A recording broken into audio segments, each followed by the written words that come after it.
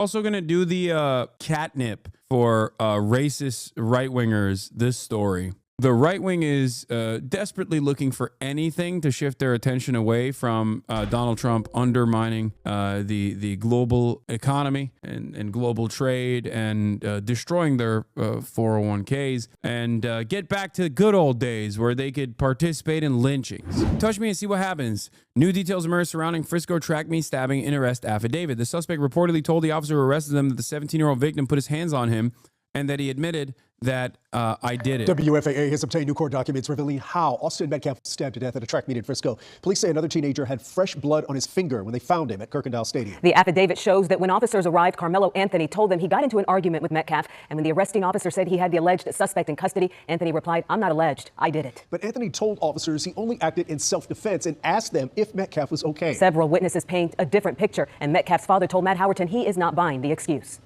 I had a dream last night. And Austin came to me and said, "I'm okay." It gives me peace. Doesn't mean I don't hurt. The last 24 hours, unimaginable for Austin Metcalf's father, his mother, his twin brother. Right now, I'm really numb, and I really don't feel anything. I just have to function. Metcalf, just 17 when he arrived at Frisco ISD's district track meet Wednesday. His final breaths taken before 11 a.m., police say, after being stabbed to death by a fellow Frisco ISD student, 17-year-old Carmelo Anthony, now charged with first-degree murder. My world's a little shattered. An argument over where Anthony was sitting while the meet experienced a rain delay sparked a confrontation between the teen and Metcalf, according to arrest paperwork. Anthony sitting underneath Metcalf's team tent. You could see it from the air when we flew over the crime scene. Metcalf from Memorial High, Anthony from Centennial. A witness telling police Metcalf told Anthony to move from under the team's tent because he didn't go to their school. The witness telling police Anthony grabbed his bag, opened it, and reached inside and proceeded to tell Austin, "Touch me and see what happens." Investigators writing that Metcalf grabbed Anthony to tell him to move and that Anthony pulled out a black knife and stabbed Austin once in the chest and then ran away. When officers arrived, the knife was found and police say Anthony admitted to what happened, but said this to police: "He put his hands on me. I was protecting myself," even asking another officer if what happened could be considered self-defense. What do you expect?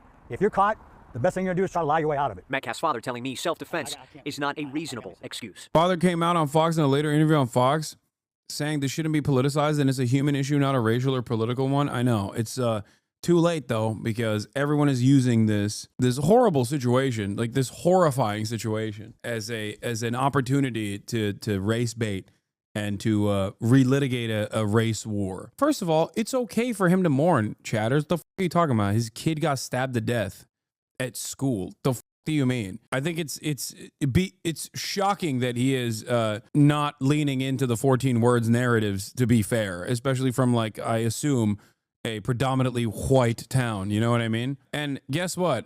He did that, and now people on Twitter are calling him a cuck. It's very unfortunate that this other child decided to make a bad choice that's going to affect him for the rest of his life.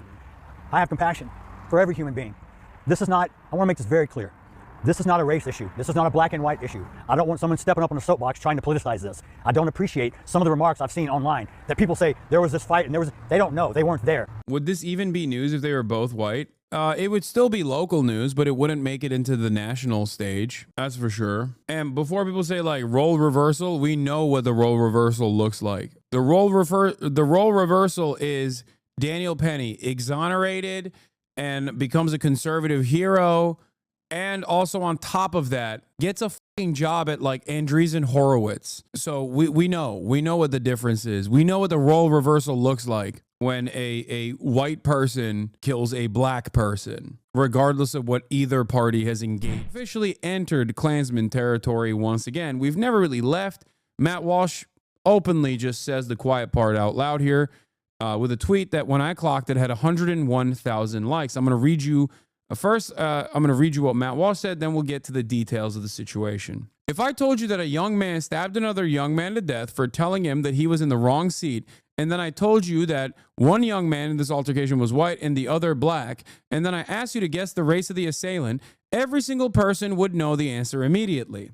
Yeah, maybe every single person you know, because that's the assumption that your racist ass is making and all of your other racist friends are making. Why are you volunteering this information?